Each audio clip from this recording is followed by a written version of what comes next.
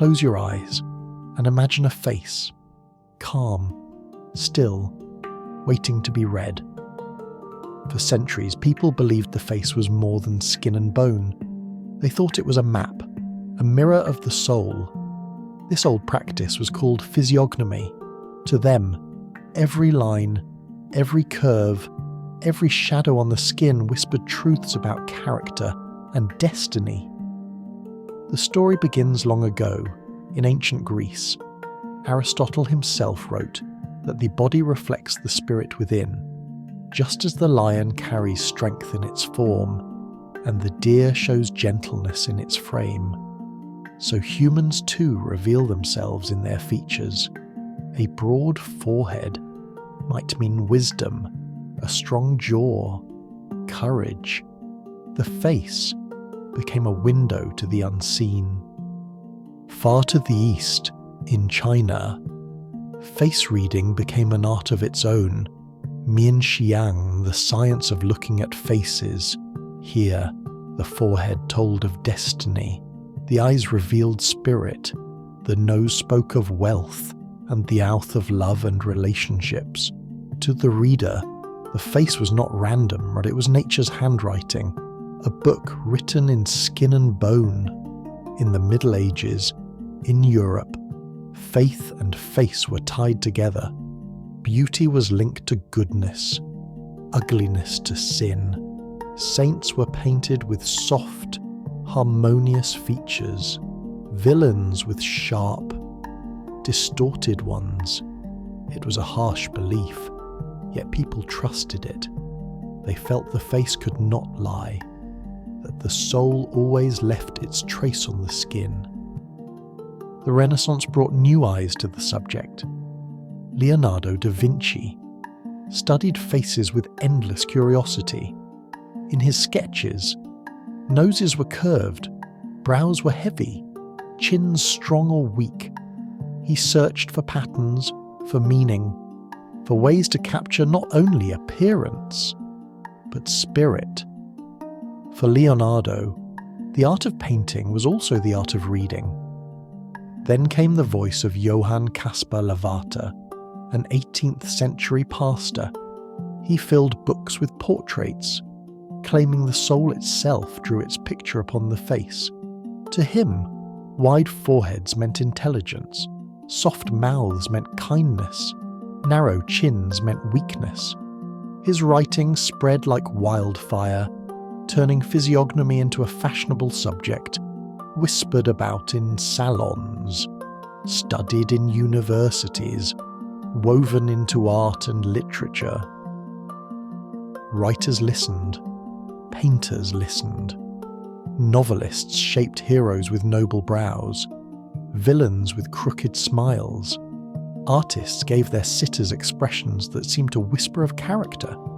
The face became a stage where the soul performed its hidden play. But time passed, and science grew cautious. By the 19th century, many began to call physiognomy superstition. Yet the habit of judging by appearance remained. Criminologists even claimed, wrongly, that criminality was written in cheekbones and jaws. Though their theories faded, the fascination endured. The dream of reading truth in the face refused to die. Education grew around it. Students studied Lavater's pages, matching sketches to traits. They memorized, thick brows mean passion, wide mouths mean openness. It was not true science, but it felt like knowledge, like a key to human nature. In China, students learned differently. A master would teach an apprentice just to divide the face into zones. The forehead spoke of youth, the nose of middle years, the chin of old age. A whole life was drawn upon the skin. To them, to read the face was to read time itself. The nose carried weight too. A straight, noble nose meant strength. A hooked nose, cunning. A small nose, timidity. In China, The bridge of the nose was linked to fortune, wealth, health, power, all read in a single line down the face. The mouth spoke in silence. Full lips showed warmth, thin lips, restraint. A wide smile suggested openness, a tight mouth, control. Lovers looked to lips not only for kisses, but for character. The mouth became the echo of the heart. The forehead was seen as a canvas, high and broad, a mark of intelligence, narrow and low, a sign of limits. Wrinkles became lines of memory, worry, joy, thought, all carved into the brow. To readers of physiognomy, the forehead was the diary of the mind. Even the ears had their place. Large ears meant good memory and long life. Small ears suggested delicacy. Soft, rounded lobes promised fortune. Sharp, thin ears warned of fragility. Nothing on the face was too small to carry meaning. The jaw told of willpower. Strong and square, it meant determination. Weak and soft, it meant hesitation. Soldiers were imagined with strong jaws, poets with gentler ones. The jawline became a silent word for courage or surrender. And then came the idea of balance. A harmonious face meant a harmonious soul. Beauty itself was treated as proof of virtue, as if symmetry was a sign of goodness. This belief flowed into art, into marriage, into the way people chose who to trust. Students of the art were told to look slowly, not to rush, to see how features moved when a person smiled, or frowned, or laughed.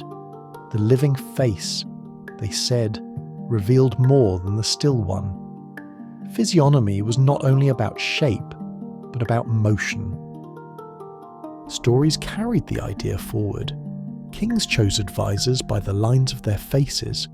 Fortune-tellers read brows before giving counsel. Parents looked at babies and guessed their futures. The belief was everywhere.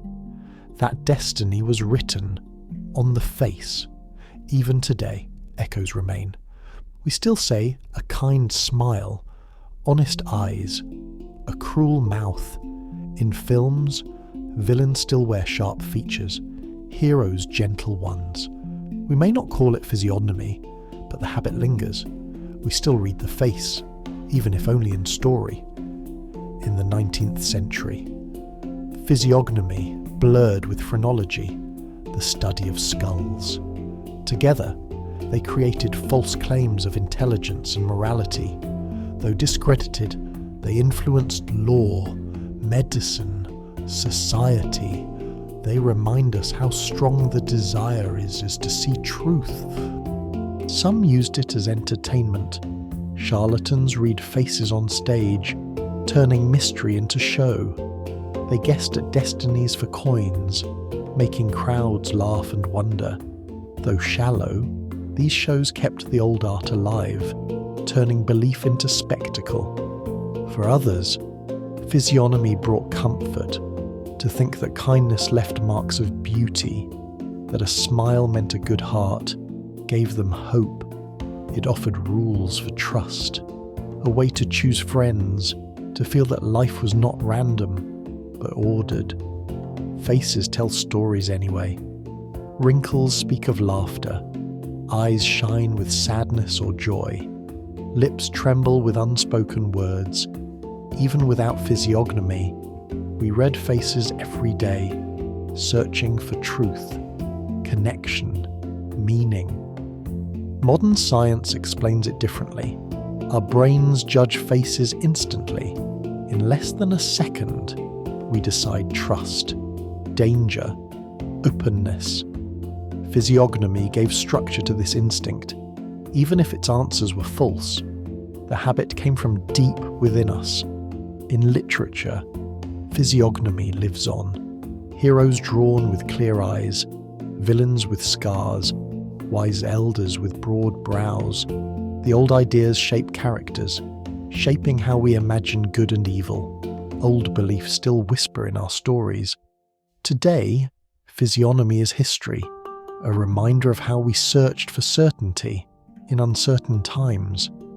Students read Lavater not for truth, but for understanding the past. They learn, faces show emotion, but not destiny. Still, the fascination remains. Look in a mirror and wonder, what would they have said about your eyes, your forehead, your smile? Would they have called you wise, strong, kind? Whether true or not, your reflection is still a story, a living book of your life, of your moments, of yourself. Physiognomy was never real science, but it was real belief. It tells us about longing, the longing to know others quickly, to find truth in a glance. That longing has not left us. The face may not reveal destiny, but it reveals life, and life is always worth reading.